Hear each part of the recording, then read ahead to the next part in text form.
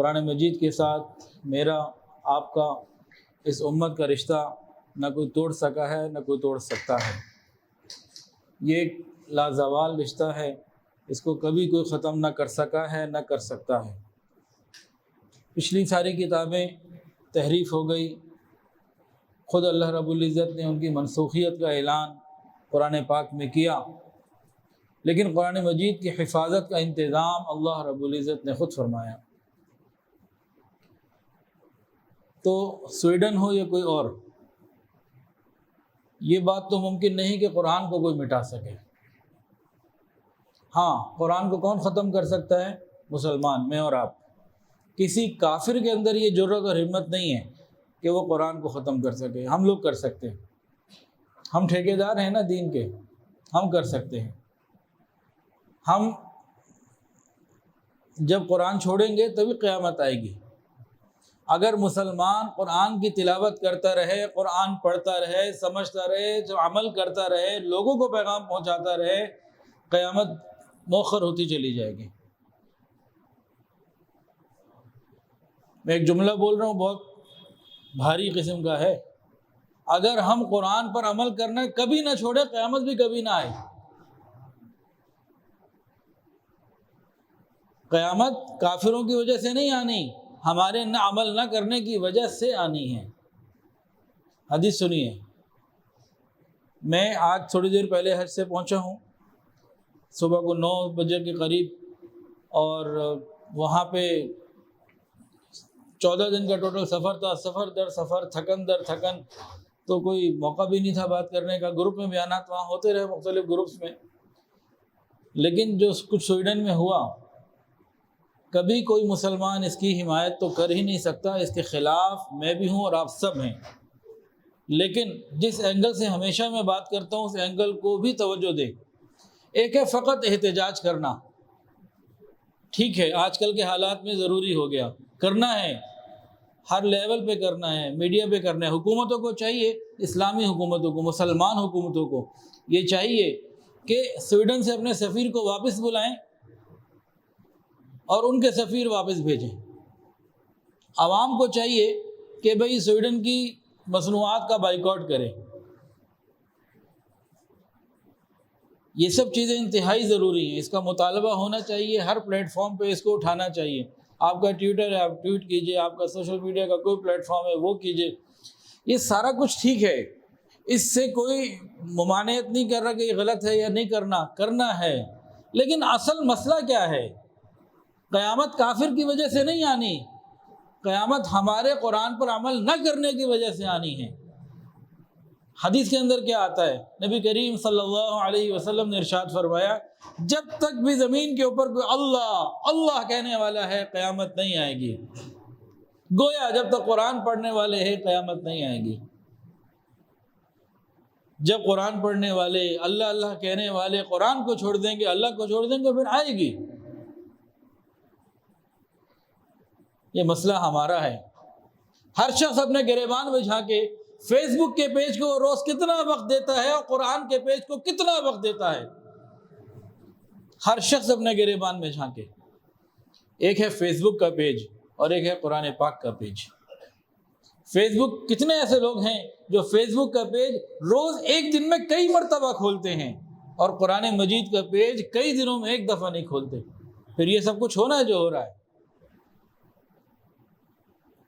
میں پھر بتا دوں، احتجاج کرنا چاہیے ہر سطح پہ، بھئی جس کی جتنی آواز جا سکتی ہے وہ کرے۔ حکومتوں کو چاہیے سفیر اپنے بلوائے ان کے بھیجے، کیونکہ حکومتی سطح پر وہ کام ہوا ہے۔ بلکہ یہ ہونا یہ چاہیے کہ تمام اسلامی ممالک مل کر ایک بلاک بنائے، ایک کوئی قانون بنائے، کوئی طریقہ کار بنائے کہ قرآن مجید، رسول اللہ صلی اللہ علیہ وسلم، ہماری بعض ایسی چیزیں ہیں کہ یہ آزادی رائے میں نہیں جائیں گی۔ اس کو آزادی رائے کا نام دے کر کوئی بات کرنے والے کی زبان نکالنے کا قانون ہونا چاہیے۔ وہ ساری باتیں اپنی جگہ، ہم کیا کر رہے ہیں، ہماری بھی کوئی ذمہ داری ہے کہ نہیں؟ قرآن مجید میں 88 جگہ آیا، یا ایھا الذین آمنوا، اے ایمان والو۔ کہیں حکم ہے پردہ کرو، ہم نہیں کرتے۔ کہیں حکم ہے جھوٹ نہ بولو، ہم جھوٹ بولتے ہیں۔ کہیں ہے سود نہ کھاؤ، ہم سود کا معاملہ کرتے ہیں۔ کئی حکم ہے نامحرم سامنے آ جائے نگاہوں کو جھکاؤ، ہم نگاہ اٹھاتے ہیں۔ 700 جگہ سے زیادہ قرآن مجید میں نماز کا حکم آیا، ہم نماز کی پابندی نہیں کرتے، نماز قضا کر دیتے ہیں۔ ابھی جمعہ میں مسجد بھری ہوگی اور چند گھنٹے بعد عصر کی نماز ہوگی، پھر مغرب ہوگی، پھر عشاء ہوگی، پھر فجر ہوگی، پھر دوبارہ یہ مسجد اگلے جمعے کو ہی بھرے گی۔ قرآن کی کون سی آیت میں کہ جمعے کے جمعے مسجد بھرو، باقی چھٹی؟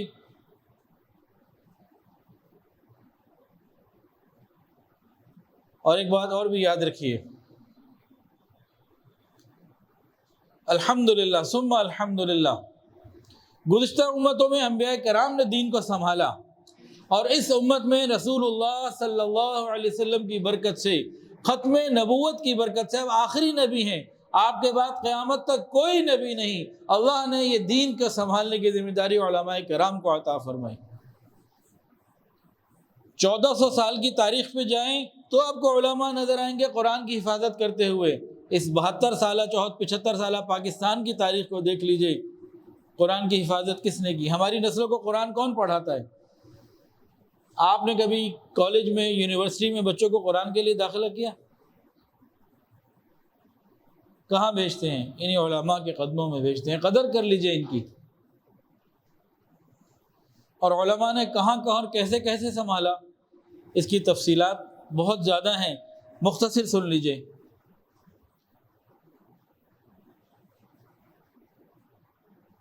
رشیا میں جب کمیونزم آیا، اذان پر پابندی لگ گئی، قرآن مجید پر پابندی لگ گئی، عربی زبان پہ پابندی لگ گئی۔ عربی زبان، قرآن نہیں، عربی زبان کا ایک پیج، ایک صفحہ کسی کے گھر میں ہوتا تو اس کو قتل کر دیا جاتا، ختم کر دیا جاتا، سزا دی جاتی۔ اور یہ کتنا عرصہ رہا؟ تقریباً 70 سال تک یہ سلسلہ رہا۔ 70 سال، یعنی 2 نسلیں تو آرام سے گزر گئیں۔ جو اس وقت جوان ہوں گے وہ چلے گئے ہوں گے، اور جو نئی نسل پیدا ہو، جو 70 سال بعد پچھلا شاید ہی کوئی ہوگا تو بہت بوڑھا ہوگا۔ 70 سال اس پورے خطے کے اندر قرآن پاک نہیں، عربی زبان پر پابندی، بولنے پر، لکھنے پر۔ ایک کاغذ اگر کسی کے پاس عربی زبان کا ہے، چاہے اس میں کوئی عشقی اشعار ہی لکھے ہوں، تب بھی وہ قانوناً جرم۔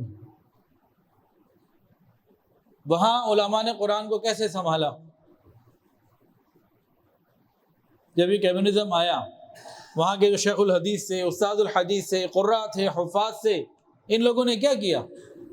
بے شمار نے تو جانے دی، لمبی تفصیلات ہیں، ہزاروں کو انہوں نے ٹارگٹ کر کر کے علماء کو شہید کیا، قراء کو اور شیخ الحدیث کو شہید کیا، اور ایسے برفانی علاقوں میں لے گئے اور وہاں چھوڑ دیا، وہاں بھوک سے، ٹھنڈ سے مر گئے، شہید ہو گئے، بہت بڑی تعداد۔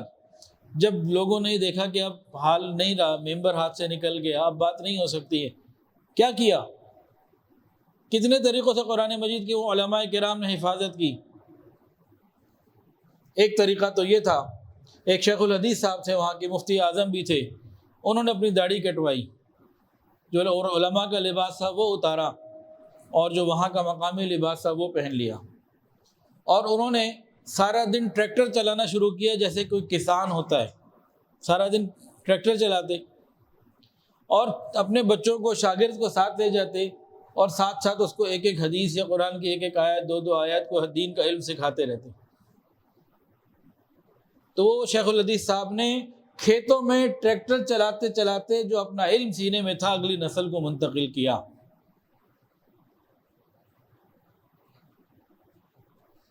ایک دوسری مثال وہیں یہ رشین اسٹیٹس کی، کچھ حافظ ایسے تھے، انہوں نے درزی کی دکان کھولی، ٹیلر بن گئے، اور وہ کپڑے سی رہے لوگوں کے، اور جو ان کے بعد بچے پڑھنے آتے ہیں، ٹیلرنگ سیکھنے آتے ہیں، ان کو قرآن سکھا رہے ہیں۔ کیسے سکھا رہے ہیں؟ جیسے کسی نابینا کو قرآن سکھایا جاتا ہے۔ قرآن نہ پڑھانے والے کے ہاتھ میں موجود، نہ پڑھنے والے کے ہاتھ میں موجود، اور کس ماحول میں کہ کسی کو پتہ لگ جائے دونوں کو قتل کر دیا جائے گا، دونوں کو نہیں چھوڑا جائے گا۔ ایک ایک آیت، 2 آیت، تھوڑا تھوڑا روز سکھا رہے ہیں۔ اس طرح ہوا۔ پھر وہاں علماء نے مدرسے بنائے. کیسے مدرسے بنائے؟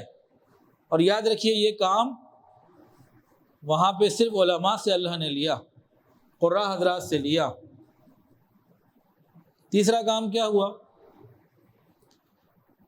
انہوں نے انوائرمنٹ کو دیکھا کہ بدل گیا، تو انہوں نے مدرسے بنائے. کیسے مدرسے بنائے؟ کہ ایک بہت بڑا گھر لے لیا جس کے درمیان کے 2 3 4 کمرے چھپ سکتے تھے. باہر والے کمروں میں انہوں نے جناب شراب کی بوتلیں لگا دی، ننگی عورتوں کی تصویریں لگا دیں، اور سارا کچھ ایسا ماحول بنا دیا جیسے یہ بالکل پرلے درجے کے لبرل سیکولر فلاں فلاں فلاں ہیں. اور اسی چاروں طرف شراب اور اس طرح کے ماحول کے اندر درمیان میں 2 3 کمرے، ایک کمرہ مدرسہ ہوتا تھا. وہاں شدید سردی پڑتی ہے. تو ابھی ہمارے ساتھ سفر میں کچھ کینیڈا کے لوگ تھے. ڈاکٹر صاحب کہنے لگے ہماری طرف زیادہ سردی نہیں پڑتی. اچھا گروپ میں نا کمرے میں 3 پاکستانی تھے، تینوں کینیڈین نیشنلٹی ان کے پاس ہے. تو یہ کہنے لگا جس علاقے میں ہوں نا ایسٹ کوسٹ، وہاں زیادہ سردی نہیں پڑتی، آپ کی طرف زیادہ پڑتی ہے، ہماری طرف ٹھیک ہے. میں نے بھائی آپ کی طرف کتنی پڑتی ہے؟ کہ جی -10. تو -10 کو وہ کہہ رہے تھے زیادہ نہیں ہے، دوسری طرف اس سے زیادہ سلسلہ تھا. تو وہاں ان علاقوں میں سردی بہت زیادہ. اب کیا ماؤں نے، ماں باپ نے اپنے بچوں کو ان مدرسوں میں بھیجا. اگر کسی کو اطلاع ہو گئی تو بچہ زندہ نہیں بچے گا. وہ بچہ گیا اندر، 3 4 مہینے 5 مہینے دروازہ بند ہے، اندر سے نہ کوئی باہر آ سکتا نہ باہر سے کوئی اندر آ سکتا. 1 2 قاری صاحب موجود ہیں، وہ اس نسل کو قرآن پڑھا رہے ہیں. اور قرآن ایسے پڑھانے نہ پڑھانے والے کے ہاتھ میں صفحہ موجود، قرآن موجود، نہ پڑھنے والوں کے پاس قرآن موجود. کسی کے پاس قرآن موجود نہیں تھا. اگر اس بچے کے پیٹ میں درد ہے یا بخار ہے یا بھوکا ہے، سگی ماں اس کو نہیں پتا میرا بچہ کس حال میں ہے. نہ یہ اس سے رابطہ کر سکتے نہ وہ اس سے رابطہ کر سکتے. اس طرح انہوں نے قرآن کو محفوظ رکھا. یہ کام کس نے کیا؟ تاجروں نے. بتائیے یہ قربانیاں کس نے دیں؟ علماء کرام نے دی. ہاں تاجروں نے ان کو فنڈنگ ضرور کی، مالی سپورٹ ضرور دی، عوام نے ان کو سپورٹ ضرور کیا، کوئی جا کے خبر کر دیتا. لیکن آگے قربانی کس نے دی؟ اس محنت کا نتیجہ کیا نکلا؟ 70 سال کے قریب عرصے میں جب ازبکستان آزاد ہو گیا، یہ 90s کی بات ہے، 91 کے قریب کی بات ہے، تو انہوں نے ازبکستان والوں نے یا تاجکستان والوں نے، مجھے ازبکستان یاد آ رہا ہے، بہرحال کوئی اسلامک رشین اسٹیٹ، جب حکومت ان کے پاس آئی، انہوں نے سوچا کہ پورے ہمارے ملک میں کتنے حافظ قرآن موجود ہیں، اس کے لیے ایک تیاری کی جائے اور لوگوں کو بتایا جائے جتنے حافظ ہیں آ جاؤ. اور انہوں نے سوچا 200-300 تو ہوں گے، 400 ہوں گے. اسی طرح انہوں نے 200-400-500 کے لیے انتظامات کا اپنا نظم سوچا کہ ان سب کو جمع کرتے ہیں. اور انہوں نے پورے اپنے ملک کے اندر اعلان کر دیا جتنے حافظ قرآن ہیں وہ رابطہ کرے. تو بتا سکتا ہے کتنے حفاظ نے رابطہ کیا ہوگا 70 سال کے بعد، جس میں قرآن انہوں نے بچوں نے نہیں دیکھا. 70 سال وہاں قرآن نہیں تھا. حکومت نے درخواست کی، ان کے ذہن میں تھا 300 400 500 آ جائیں گے. کتنی درخواستیں موصول ہوئی ہوں گی کوئی بتا سکتا ہے؟ میں بتا دوں 14,000 14,000 درخواستیں حفاظ کی جب انہیں پہنچی، وہ تو حیران ہو گئے کہ یہ کدھر سے آ گئے 14,000.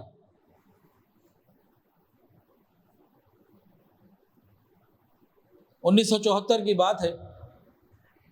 حضرت جی نے اپنی کتابوں میں واقعات لکھے ہوئے ہیں. جب رشیا سے اسٹیل مل کے لیے لوگ یہاں پہ آئے، انہوں نے اسٹیل مل پاکستان میں لگائی، تو ایک پاکستانی آفیسر، گورنمنٹ آفیسر تھے، یہ رشیا گئے اسٹیل مل کے حوالے سے. اور وہاں گئے تو ان کے دل میں تھا جمعے کا دن آئے تو جمعے کی نماز پڑھوں، مسجد جاؤں. معلومات کی کہ ادھر مسجدیں تو ہیں لیکن بند ہیں، ہاں آپ سیر کرنے جا سکتے ہیں، نماز نہیں پڑھ سکتے. ان کا میں سرکاری پاسپورٹ پر سرکاری کام پر آیا ہوں، میرے اوپر تو وہ پابندی نہیں ہو سکتی، میری وہ پوزیشن نہیں ہے جو یہاں کی عوام کی پوزیشن ہے. وہ مسجد میں چلے گئے. مسجد میں جا کے انہوں نے ایک جگہ نماز ہی پڑھنی شروع کر دی. ان کو لوگوں نے منع کیا کہ بھئی یہ آپ کے ساتھ بھی کوئی مسئلہ ہو سکتا ہے. انہوں نے کہا میری پوزیشن کچھ اور ہے, مجھے کیا کہہ سکتے ہیں یہ, میں تو نماز پڑھوں گا. اب انہوں نے جا کے نماز پڑھ لی.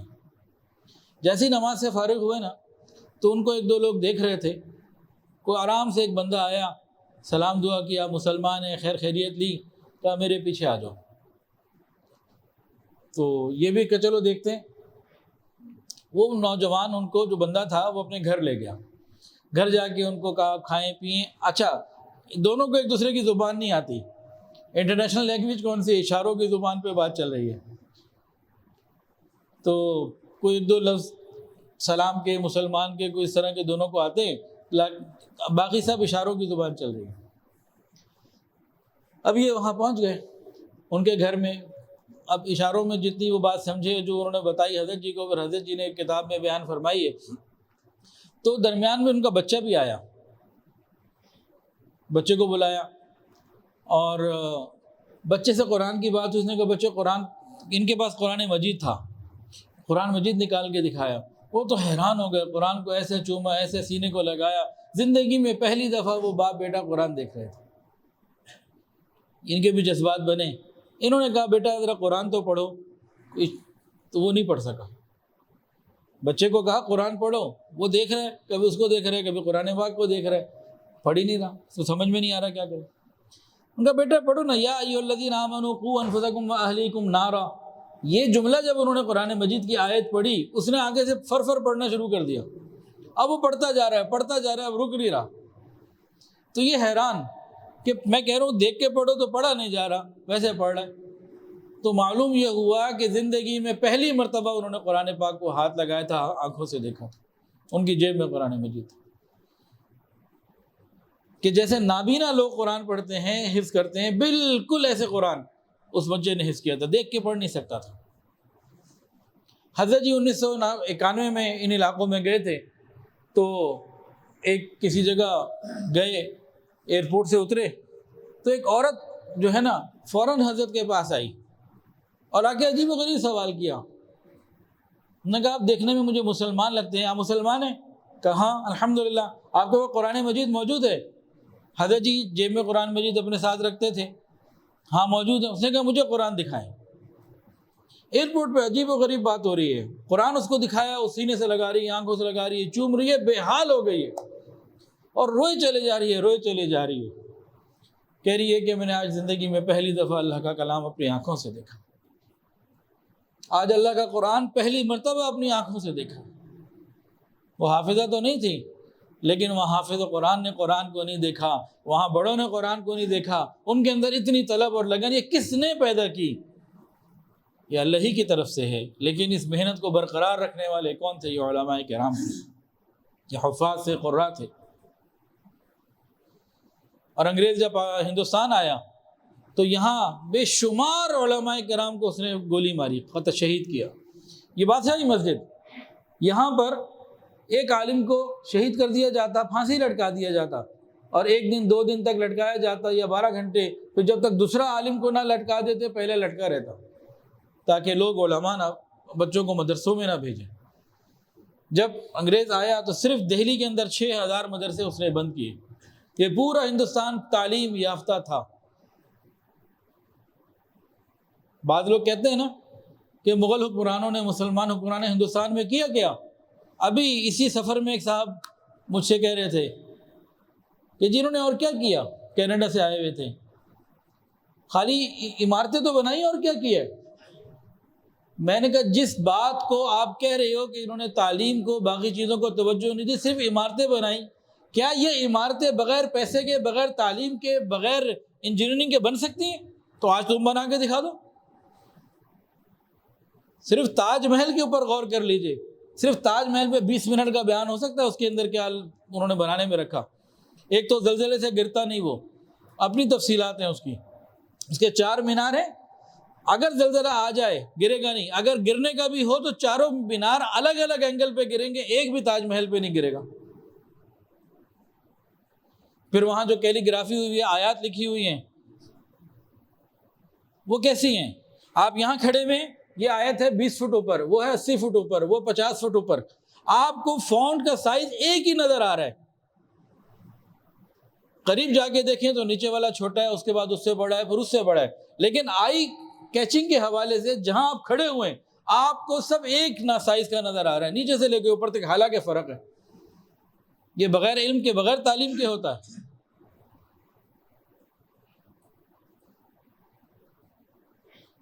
پروپیگنڈا انگریز کا۔ ٹیپو کو پتہ ہے جن لوگوں نے کتے پالے ہوتے ہیں ٹیپو نام رکھا تھا انہوں نے، کبھی سنا ہے کسی کتے کا نام ٹیپو؟ کہ نہیں سنا؟ سنا جی، کئی لوگ رکھتے ہیں۔ انگریز اپنے اکثر کتوں کا نام ٹیپو رکھتے ہیں۔ ٹیپو سلطان کا نام بھی ٹیپو اس لیے رکھا ہے۔ کسی مسلمان حکمران کا نام انگریزی کو لفظ بتا دیں 1000 سالہ ہندوستانی تاریخ میں، اور ٹیپو سلطان کی داڑھی تھی، وہ تہجد گزار، باشرہ، جان دینے والے تھے۔ ان کی تصویر دیکھ لیجئے، کبھی آپ کو داڑھی نظر نہیں آئے گی۔ یا کسی ہندوستان کے کسی مسلمان بادشاہ کا کوئی انگریزی لقب بتا دیں، انہی کا اکیلے کا ٹیپو کہاں سے آ گیا؟ مسئلہ کیا ہے؟ ہم نے قرآن کو چھوڑا ہے۔ ہمیں قرآن کو دوبارہ سینے سے لگانا ہے۔ اگر ہم یہ چاہتے ہیں، امت یہ چاہتی ہے کہ کافر اس بات کی جرت نہ کر سکے، ہمیں قرآن پر عمل کرنا ہوگا، پڑھنا ہوگا، سمجھنا ہوگا، عمل کرنا ہوگا۔ اگر ہم نے یہ کام نہ کیا، ہمارا فقط احتجاج یہ کوئی قیمت نہیں رکھتا، وہ پھر کر لیں گے۔ وہ معزز سے زمانے میں مسلمان ہو کر، ہم خوار ہوئے تارک قرآن ہو کر۔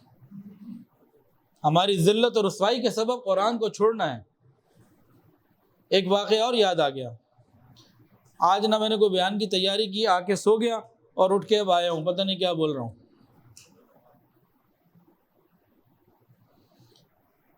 اب وہ بچپن میں ایک واقعہ پڑھا تھا، آج کچھ 35 سال بعد، 40 سال بعد یاد آ گیا۔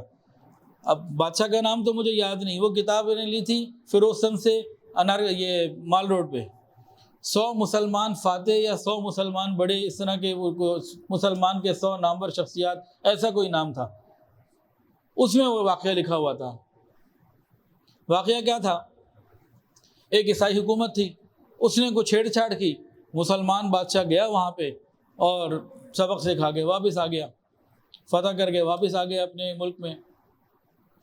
ایک جھنڈا مسلمان اس حکومت کا عیسائی سلطنت کے اندر لگا رہ گیا۔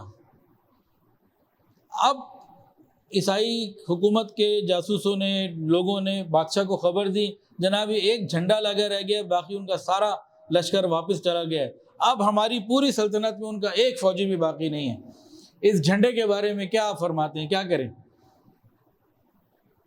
اس نے کہا مشورہ کر لوں۔ سب سے مشورہ کیا، نے کہا جی بات یہ ہے کہ اگر ہم نے اس جھنڈے کو اتار دیا اور اس کو غصہ آ گیا، وہ پھر آ جائے گا، تو ہمیں یہاں سے وفد بھیجنا چاہیے، ان کے سامنے درخواست پیش کرنی چاہیے کہ جناب بتائیے آپ کے جھنڈے کے ساتھ کیا کریں۔ وہ گئے اس بادشاہ کے پاس کہ جناب آپ کا جھنڈا ہماری سلطنت میں ہے، جہاں کوئی ہماری پوری فوج موجود، آپ کا کوئی غیر مسلح شخص بھی موجود نہیں ہے، اب بتائیں کیا حکم ہے؟ انہوں نے کیا کیا؟ یہاں سے اپنے 2 بندے بھیجے، جاؤ اور جھنڈا لے کر آؤ۔ یہ کب تھا؟ جب عوام قرآن پر پڑھنے، قرآن پر چلنے والی تھی۔ ہارون رشید کے زمانے کا واقعہ ہے، یا کسی اسی طرح خلفاء گزرے ہیں بنو امیہ کے، تو ایک دن ایک والدہ نے، خلیفہ کی والدہ نے کہا، پتہ نہیں کون سی تھی، معتصم باللہ تھا، کون سا تھا، والدہ نے کہا، خلیفہ کی والدہ نے کہا مجھے لگتا ہے تمہاری حکومت ختم ہونے والی ہے۔ کہا اماں یہ آپ کو کیسے ایک دم بیٹھے بیٹھے گھر میں خیال آ گیا؟ کہا کہ جب میں پہلے رات کو جاگتی تھی، مجھے ارد گرد کے گھروں سے قرآن پڑھنے کی آواز آتی تھی، اب سارے سو رہے ہوتے ہیں، اب یہ تمہارے زوال کا وقت آ چکا ہے۔ تو مسلمانوں کے زوال کا وقت کیا ہے؟ قرآن سے دوری، قرآن کو نہ سمجھنا، قرآن کو نہ پڑھنا، قرآن پر عمل نہ کرنا۔ جب فیس بک کا پیج ایک دن میں کئی مرتبہ کھولیں اور قرآن مجید کا پیج کئی دنوں میں ایک دفعہ نہ کھولیں، ہمیں کسی سویڈن کی، کسی کافر کی ضرورت نہیں ہے جو قرآن کی بے حرمتی کرے، ہم بہت کافی ہیں۔ اور یہی قرآن قیامت کے دن ہمارے خلاف جھگڑا کرنے والا بنے گا۔ حدیث میں دونوں باتیں موجود ہیں۔ قرآن مجید شفاعت کر کے بعض لوگوں کو جنت میں لے جائے گا، بعض لوگوں کو جھگڑا کر کے جہنم میں ڈلوائے گا۔ میں کس میں ہوں؟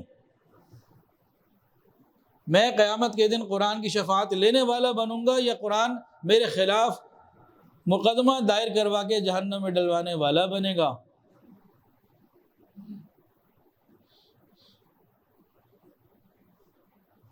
جب اجتماعی طور پر عوام، مسلمان امت قرآن کو چھوڑتی ہے تو پھر یہ کام تب ہوتے ہیں۔ اس کا یہ مطلب نہیں ہے کہ حکومتوں کی ذمہ داری کوئی نہیں ہے، لیکن ہماری ذمہ داری کیا ہے وہ ہمیں دیکھنا ہوگا۔ تو جو یہ چاہتا ہے کہ آئندہ یہ کام نہ ہو، وہ کیا کر سکتا ہے؟ قرآن تو پڑھ سکتا ہے۔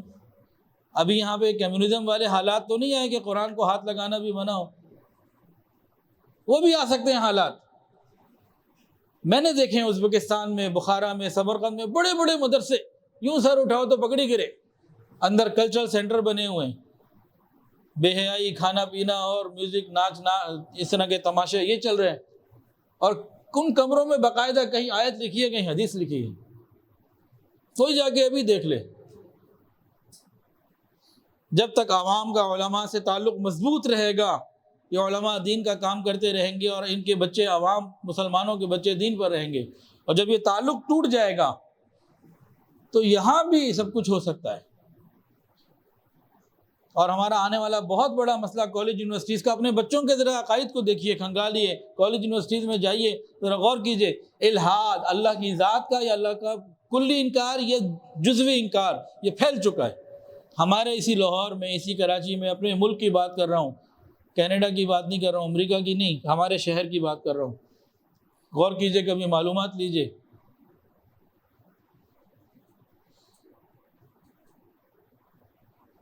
علماء کرام کو بعض لوگ عجیب الفاظ سے یاد کرتے ہیں۔ جناب، یہ بات یقینی ہے کہ آج کل کے علماء اور مشائخ صحابہ، تابعین، تبع تابعین اور پرانے بزرگان دین جیسے نہیں ہیں، اس میں کوئی شک نہیں ہے، یہ مانتے ہیں۔ کیا ہم عوام بھی ویسے ہیں جو اس زمانے کے عوام تھے؟ ہم میں سے کوئی شیخ عبد القادر جیلانی رحمۃ اللہ علیہ کے پاس جاؤ کہ جی میں مسلمان ہوں، ہم میں سے کوئی کسی تابعی کے پاس جائے اور کہے جی میں مسلمان ہوں، یہ میرے حالات ہیں، تو وہ ہمیں کیا مانیں گے؟ صرف علماء کے اندر تبدیلی آئی ہے، گراوٹ آئی ہے، ہمارے اندر بھی آئی ہے۔ صرف ہم انہی کو کیوں دیکھتے ہیں، اپنے آپ کو کیوں بھول گئے؟ ایک بات۔ دوسری بات اور غور کر لیجئے، علماء کرام آج کل کے ماحول میں جب آپ ان کو ناپیں گے، تولیں گے، دیکھیں گے، تو جو عوام جتنی بے حیائی، بے دینی اور گراوٹ میں چلی گئی ہے، موجودہ حالات میں رہتے ہوئے یہ وقت کے جنید اور بایزید ہی ہیں۔ سارے حالات کو دیکھیں۔ جب فصل بہت اچھی ہوتی ہے نا، خریدار کے نخرے ہوتے ہیں، اور جناب سب جن کے پاس مال بہت زیادہ ہوتا ہے وہ خریدار کی باتوں کو مان رہے ہوتے ہیں، اور جب فصل اچھی نہ ہو، تھوڑی فصل آئے، اس وقت خریدار کہتا ہے جو مل جائے لے لو بھائی، اور وہ کہتا ہے بھائی لینا ہے لو، نہیں تو نکلو یہاں سے۔ اب وہ تول کے دے رہا ہے، اس کے ساتھ کچھ کچرا بھی آ رہا ہے، کچھ خراب بھی آ رہا ہے، کچھ آدھا بھی آ رہا ہے، خریدار کہتا ہے ٹھیک ہے۔ وہ تقویٰ کا زمانہ تھا، تو اللہ تعالیٰ نے اس زمانے کا جو حساب کتاب لینے نا، وہ زمانے کے حساب سے ہوگا، اور قیامت کے دن جب میری اور آپ کی باری آئے گی تو اللہ تعالیٰ چھلنی بھی نرم رکھیں گے، ہمیں اس چھلنی سے بھی نہیں تولیں گے۔ حالات کو بھی دیکھا جائے گا، کس حالات میں کس نے قرآن کو سنبھالا۔ اور بالکل آخری بات، اس کے بعد مکمل کر رہا ہوں، یہ علماء کرام باوجود یہ کہ کچھ کمیاں ہیں، لیکن آج بھی اپنے گھروں میں، اپنے ماحول میں، اپنے رشتہ داروں میں، اپنے حلقے میں دیکھ لیجئے، جن لوگوں کا علماء کرام سے تعلق ہے، جن لوگوں کا علماء کرام سے تعلق ہے، آنا جانا، دو طرفہ رابطہ ہے، محبت ہے، وہاں آپ کو پھر بھی داڑھی نظر آئے گی، سر پہ ٹوپی نظر آ جائے گی، پگڑی، کوئی برقع، کوئی دینی بات پھر بھی نظر آ جائے گی۔